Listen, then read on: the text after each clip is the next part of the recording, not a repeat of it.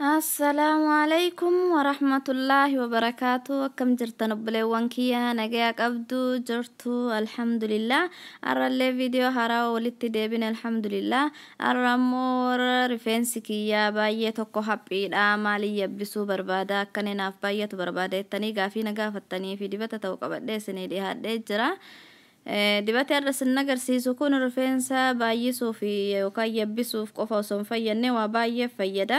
Rifeensa illee hedduu tokko nuuf yabbisa, hin dheeressallee, forforillee hin balleessa, hin jajjabeessa, akka inni hin ciccinne taasisa, akka inni hundeedhaan hin bubbuqqaanillee taasisa. Fayyummaa rifeensa keenyaa hedduu tokko eega jechuudha. Wanti anarratti fayyadamu ammoo kunu akkuma sitti argitanii kuni hinnaadha. Hinnaa fayyadama jechuudha rifeensa kiyyaafi. Hinnaa fayyadama. Hinnaa kunoo gosa kana argadheeni. Hair dye only jedha. Hair fi rifeensaaf ta'a jedha. Ani adda kana argadhe isin ammoo kunoo herbal ka jedhu ka 100% naturally kana yoo argattan kuni baay'ee bareedaadha rifeensaafi. Anis argatu hin dandeenye ammaa fi kan argadhe kanuma fayyadama. Kunillee ni ka rifeensaa waan ta'eefi hinnaa gana ga'u tokko asitti godhadha. Aganatti godhaa agasitti godhaa wanti jedhamu hin jiru. Rifeensa keessan haga isaa isinitu beeka waan ta'eefi isintu haga isin ga'u tokkotti godhata. Rifeensi kiyya baay'ee haphiillee miti garuu kama haphii kana keessa jira guddaa baay'ee miti yabbuu ka jedhamu miti. Bishaan oowwaadhaan walitti baxabbata jechuudha.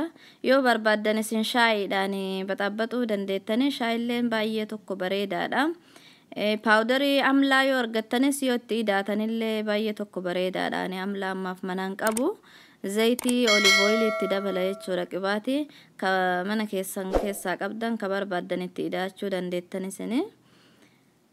Zayitii maankaa fuudhee maankaa sadiitti godhadha.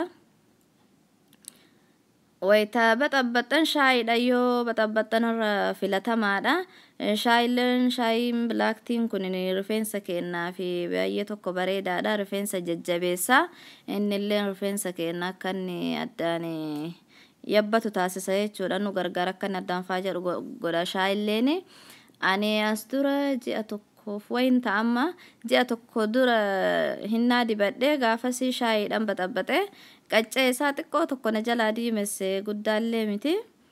Rifeensi kiyya durumaa xiqqoo gara diimaa faana hirkataa sanii qaccee tokko xiqqoo na jalaa diimesse ammallee yoo itti hidhee shaayiidhaan ka baxabbatu ta'e sirriitti na jalaa diimata jedhee sodaadheeti malee shaayiin bareedaadha rifeensaafillee. Shaayyoo baxabbattan irra filatama jechuudha. Akka inni sinirraan diimanne yoo barbaaddan ammoo akkanumatti bishaan oowwiftanii bishaan qofaan yoo baxabbattan bareedaadha. Aga inni wal seenu takka sirriitti akkanatti baxabbatee wal seensisa. Paawudarii amlaa yoo qabaattan itti hidhaadhaadha. Mana keessaa hedduu tokko bareedaadha. Ammas warra rifeensa haayipiroosiitii qabdanii fi killee tokko yoo itti dabaltan bareedaadha. Killee itti dabaltanii wajjin yoo dibattan bareedaadha.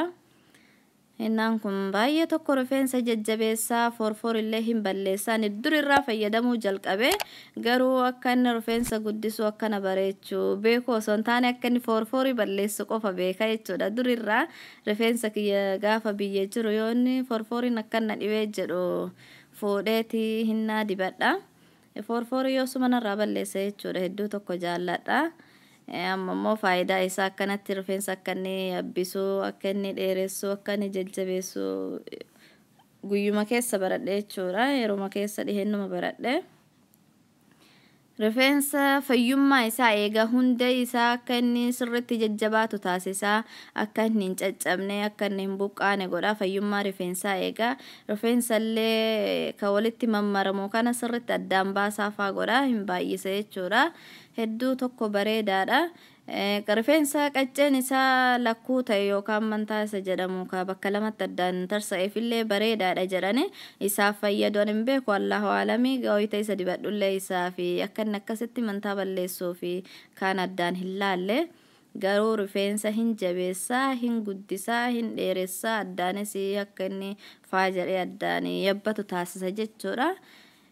Kana kanatti baxabbatee haga sa'aatii tokko yookaan sa'aatii lama akkanatti tursiiseeti lafa godhee egaa gandi banne dura jechuudha.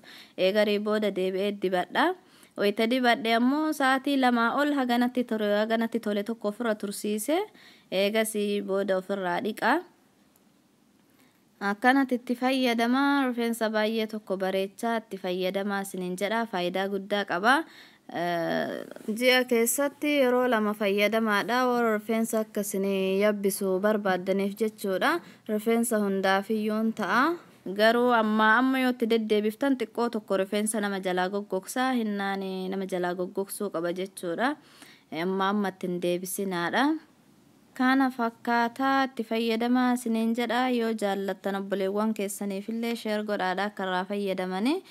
Like, share, comment, subscribe gochuu hin dagatinaa. Gaafii yoo qabaattan karaa komentii jalaan naaf kaa'aa deebisa inshallah. Wanta beektan ka biraallee yoo jiraate karaa komentii jalaan nuuf barreessaa. Walirraa barannaa wal barsiifna inshallah. Kana fakkaataa irraa faga viidiyoo biraatiin walitti deebinutti. Assalaamu alaykum wa rahmatullahi wa barakaatuh.